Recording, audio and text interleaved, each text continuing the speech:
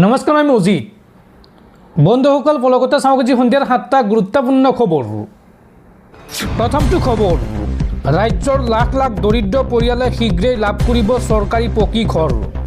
নতুনকৈ অসমত 15 লাখ ঘৰ দিবলৈ সাজু হৈছে চৰকাৰ। শীঘ্ৰেই সাজু কৰক নথিপত্ৰ। ৰাজ্যৰ লাখ লাখ দৰিদ্ৰ পৰিয়ালৰ বাবে আহি গ'ল ভাল খবৰ। নতুনকৈ ৰাজ্যত 15 লাখ লোকে লাভ কৰিব চৰকাৰী পকী ঘৰ। চৰকাৰী ঘৰ নোপোৱা প্ৰতিটো দৰিদ্ৰ পৰিয়ালে লাভ কৰিব চৰকাৰী পকী ঘৰ। শীঘ্ৰেই কৰক আবেদন। চৰকাৰী ঘৰ লাভৰ বাবে শীঘ্ৰেই সাজু কৰক নথিপত্ৰ। ৰেচন কাৰ্ড, আধাৰ কাৰ্ড, পেন কাৰ্ড থাকিলেই আপুনি লাভ কৰিব চৰকাৰী পকী ঘৰ। গাঁও আৰু নগৰৰ সকলো দৰিদ্ৰ পৰিয়ালে লাভ কৰিব চৰকাৰী ঘৰ। এই বৃহৎ ঘোষণা অসম চৰকাৰৰ। পৰৱৰ্তী খবৰ, অহা 28 মেত অসমৰ লগতে সমগ্ৰ ভাৰতবৰ্ষত পালন কৰা হ'ব পবিত্ৰ ঈদ উল আজহা। আৰু তাৰ পূৰ্বে ঈদক লৈ আহি গৈছে নতুন SOP। চৰকাৰৰ SOP মতে এইবাৰ ঈদ পালন কৰাৰ আহ্বান কেন্দ্ৰীয় হিলাল কমিটি অসমৰ। বকৰী ঈদক লৈ কেন্দ্ৰীয় হিলাল কমিটিৰ ডাঙৰ ঘোষণা। চৰকাৰৰ SOP মতে এইবাৰ উদযাপন কৰক ঈদ। কুৰবানীত কোনো বিশেষ জন্তু দিব লাগে বুলি কোনো কথা নাই। ছাগলী, ভেড়া অথবা দুম্বাৰেও কুৰবানী দিব পাৰি। গৌ মাতাক আমাৰ ভাইসকলে পূজা কৰে। গতিকে তেনে ক্ষেত্ৰত আনে মনত দুখ পোৱা কাম কৰাটো উচিত নহয়। চৰকাৰে যি নিৰ্দেশনা আনিছে সেইমতে উদযাপন কৰক ঈদ। উল্লেখযোগ্য যে 28 মেত অসমৰ লগতে সমগ্ৰ ভাৰতবৰ্ষত উদযাপন কৰা হ'ব পবিত্ৰ ঈদ উল আজহা বা বকৰী ঈদ। আৰু তাৰ পূৰ্বে এই আহ্বান কেন্দ্ৰীয় হিলাল কমিটি অসমৰ সভাপতি মৌলানা ফখৰুদ্দিন আহমেদৰ। পৰৱৰ্তী খবৰ, এইবাৰ একশ্যন মুডত কক্ৰজ জনতা পাৰ্টি। কেন্দ্ৰীয় শিক্ষামন্ত্ৰী ধৰ্মেন্দ্ৰ প্ৰধানৰ পদত্যাগৰ দাবীৰে উজাৰিলে ক্ষোভ। নীটৰ খেলিমেলিৰ বাবে দোষী শিক্ষামন্ত্ৰী। গতিকে শিক্ষামন্ত্ৰীয়ে পদত্যাগ কৰিবই লাগিব। এই সন্দৰ্ভত কক্ৰজ জনতা পাৰ্টিৰ প্ৰতিষ্ঠাপক অভিজিত দিবকে মন্তব্য কৰি কয় যে মোক সকলোৱে কৈ আছে যে ইণ্টাৰনেটত খলকুনি তুলি আছা, কিন্তু মই ভাবোঁ এতিয়া আচল কাম কৰাৰ সময় আহিছে, যাৰ বাবে আমি এইটো আৰম্ভ কৰিছোঁ। ছিষ্টেমৰ ভুলৰ বাবে দেশৰ 22 লাখ নীটৰ শিক্ষাৰ্থীয়ে হাৰাশাস্তি ভুগিবলগীয়া হৈছে। যিয়েই নহওক, শিক্ষামন্ত্ৰী ধৰ্মেন্দ্ৰ প্ৰধানে পদত্যাগ কৰিবই লাগিব। আৰু আমি এই সন্দৰ্ভত আজি কেম্পেইন আৰম্ভ কৰিছোঁ। এই মন্তব্য কক্ৰজ জনতা পাৰ্টিৰ প্ৰতিষ্ঠাপক অভিজিত দীপকৰ। দৰ্শকসকল, আৰু বহুতো গুৰুত্বপূৰ্ণ খবৰ আছে। তাৰ আগতে আপোনাক জনাওঁ যে যদি আপুনি এতিয়ালৈকে এইটো ভিডিঅ'ত লাইক কৰা নাই তেন্তে এতিয়াই ভিডিঅ'টোত লাইক কৰি দিয়ক।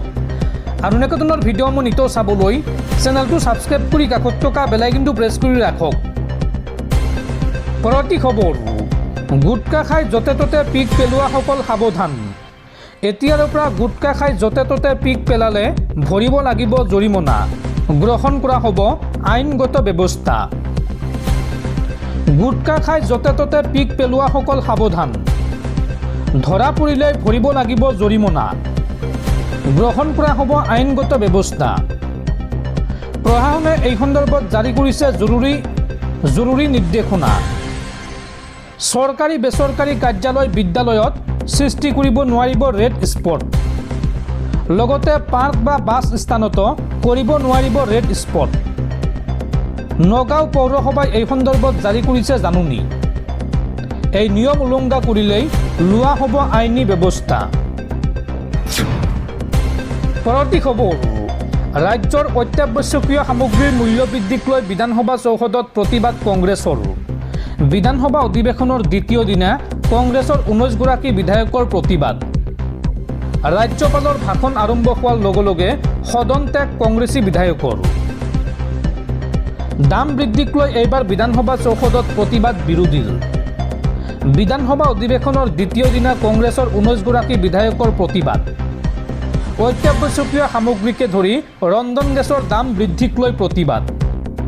ৰাজ্যপালৰ ভাষণ চলি থাকোঁতেই সদন ত্যাগ কংগ্ৰেছৰ। হাতে হাতে প্লে কাৰ্ড লৈ সদনৰ ভিতৰতো প্ৰতিবাদ কংগ্ৰেছী বিধায়কৰ। সদনত প্ৰৱেশৰ পূৰ্বেও প্ৰতিবাদ সাব্যস্ত কৰে কংগ্ৰেছে। পৰৱৰ্তী খবৰ, ইন্ধনৰ নাটনিৰ মাজতে ভাৰতৰ বাবে ভাল খবৰ। ভাৰতক এইবাৰ তেলৰ যোগান ধৰিব আমেৰিকাই। এই সন্দৰ্ভত আমেৰিকাৰ বৈদেশিক মন্ত্ৰী মাৰ্কো ৰুবিঅ'ই কয় যে ভাৰতক যিমান তেল লাগে সিমান তেল আমি দিম। ভাৰত আমাৰ উৎকৃষ্ট অংশীদাৰ। ভাৰতক সহায়ৰ বাবে সাজু আমেৰিকা যুক্তৰাষ্ট্ৰ। ভাৰতক যিমান তেল লাগে সিমান তেল আমি দিম। আমেৰিকাৰ বৈদেশিক মন্ত্ৰী মাৰ্কো ৰুবিঅ'ৰ এই মন্তব্য। বৈদেশিক মন্ত্ৰীগৰাকীয়ে লগতে কয় যে ভাৰত আমাৰ উৎকৃষ্ট অংশীদাৰ। ভাৰত ভ্ৰমণত কোৱাড দেশৰ মন্ত্ৰীসকলক লগ পোৱাৰ সুযোগ পাম বুলি মন্তব্য কৰে আমেৰিকাৰ বৈদেশিক মন্ত্ৰীগৰাকীয়ে। আমেৰিকাৰ বৈদেশিক মন্ত্ৰী মাৰ্কো ৰুবিঅ'ই লগতে কয় যে ভাৰতৰ সৈতে মিলি আমি অতি ভাল কাম কৰোঁ। 26 মেত ভাৰতত বহিব কোৱাডৰ সন্মিলন আৰু ভাৰতীয় আমদানিৰ ওপৰত টেৰিফ হ্ৰাস কৰিলে আমেৰিকাই। উল্লেখযোগ্য যে কাইলৈৰ পৰা ভাৰত ভ্ৰমণত আহিব আমেৰিকাৰ বৈদেশিক মন্ত্ৰী মাৰ্কো ৰুবিঅ'। পৰৱৰ্তী খবৰ, দুৰ্নীতিগ্ৰস্ত এছিএছ বিষয়া লাচিত কুমাৰ দাসৰ ঘৰত 50 লাখ টকা উদ্ধাৰ তদন্তকাৰী দলৰ। লগতে আধা কেজিতকৈ অধিক সোণৰ অলংকাৰ জব্দ কৰিছে তদন্তকাৰী দলটোৱে। আৰু এই 500 গ্ৰাম সোণৰ বৰ্তমান বজাৰ মূল্য 72,57,000ৰো অধিক টকা। লাচিত কুমাৰ দাসৰ জিএ ফ্লেটত চলিছিল অভিযান। দিনজোৰা অভিযানত জব্দ হৈছে এই নগদ ধন, লগতে এই সোণখিনি। উল্লেখযোগ্য যে লগতে আৰু কেইবাটাও বেংকত কেইবা লাখ টকা এফডি কৰাৰ তথ্য পোহৰলৈ আহিছে বা এই তথ্য লাভ কৰিছে তদন্তকাৰী দলে। পৰৱৰ্তী খবৰ, মিতব্যয়ী হ'ব অসম বিধানসভা। বিধানসভাত নাথাকিব এতিয়াৰ পৰা বিলাসী হোটেলৰ মিঠাই। এখন পিঠা আৰু এখন নিমকিৰে দিয়া হ'ব চাহ। চাহ মেলত থাকিব নাৰিকলৰ লাড়ু আৰু কুকিজ। কোনোবাই খালে খাব, নাখালে নাই। এই মন্তব্য অসম বিধানসভাৰ অধ্যক্ষ ৰঞ্জিত কুমাৰ দাসৰ। পৰৱৰ্তী খবৰ, দিল্লী সাম্প্ৰদায়িক সংঘৰ্ষৰ অভিযুক্ত উমৰ খালিদক অন্তৱৰ্তীকালীন জামিন। 1 জুনৰ পৰা 3 জুনলৈ জামিন মঞ্জুৰ উমৰ খালিদৰ। দিল্লী উচ্চ ন্যায়ালয়ে মঞ্জুৰ কৰিলে ইউএপিৰ অধীনত বন্দী খালিদৰ অন্তৱৰ্তীকালীন জামিন। অসুস্থ মাতৃৰ চিকিৎসাৰ বাবে 3 দিনৰ জামিন মঞ্জুৰ কৰিলে দিল্লী হাইকোৰ্টে। পৰৱৰ্তী খবৰ, কক্ৰজ জনতা পাৰ্টিৰ প্ৰতিষ্ঠাপক অভিজিৎ দীপকেক হত্যাৰ ভাবুকি। টকাৰ বিনিময়ত সামাজিক মাধ্যমৰ একাউণ্ট বন্ধ কৰ, অন্যথা বিজেপিলৈ আহ। আমেৰিকাত গৈ হত্যাৰ ভাবুকি দীপকেক।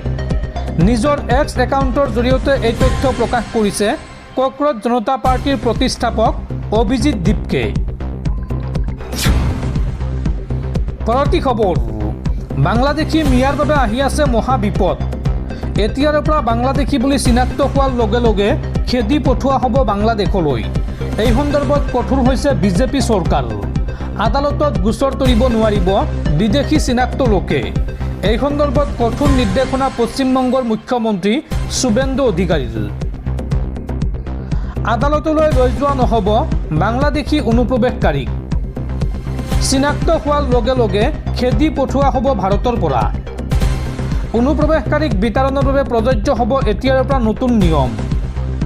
অনুপ্ৰৱেশকাৰী ধৰা পৰাৰ লগে লগে সীমান্তত থকা বিএছএফক গতাই দিয়া হ'ব। আৰু কাৰ অধীনত নাগৰিকত্বৰ বাবে আবেদন কৰিব নোৱাৰা অবৈধ প্ৰব্ৰজনকাৰীক আদালতলৈ নিয়া উচিত নহয় বুলি আৰক্ষী আয়ুক্ত আৰু RPFক স্পষ্ট নিৰ্দেশ মুখ্যমন্ত্ৰীৰ। পশ্চিমবংগৰ বাংলাদেশী অনুপ্ৰৱেশকাৰীক এই সকিয়নি মুখ্যমন্ত্ৰী শুভেন্দু অধিকাৰীৰ।